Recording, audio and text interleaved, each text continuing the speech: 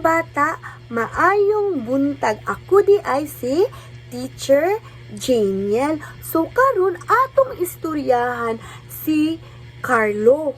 Kani si Carlo, isa ni siya ka grade 2 student na pareha sa imuha, sa inyuhang tanan nga tagahuman og eskwela, dili siya muuli sa ilang balay.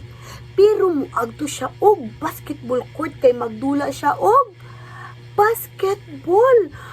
Dayon sa paglingaw niya og dula sa basketball na abtan siya gabi. So nagdali-dali siya uli silang balay, nagdagan-dagan siya.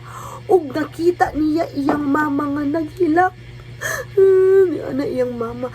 Nahin si Carlo nasakitan siya kay palangga kay niya iyang mama. Di ba pareha sa inyo palangga kay ninyo inyong mama.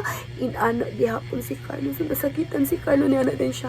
Ma, pasaylo ako ma kung wala ko na nanghid sa imuha.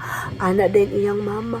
Sunod kali Carlo, pag muuli na kagikan sa eskwelahan, ayaw sag diretso sa basketbulan, diretso sa balay ug mananghid sa akua para makabalo ko.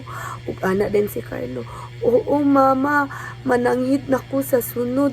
Ug tuod man si Carlo, taga uli niya gikan sa eskwelahan, mo diretso siya sa ilang balay para mag-ilis ug mananghid sa iyang ginikanan. So pakpakan na to si Carlo. So dapat kita inana puta parehas kay Carlo nga dili mo diretso sa dulaanan sa basketbulan, kundi mo diretso sa balay para mananghid kay mama o kay papa para dili sila mabalaka. Okay bata ana?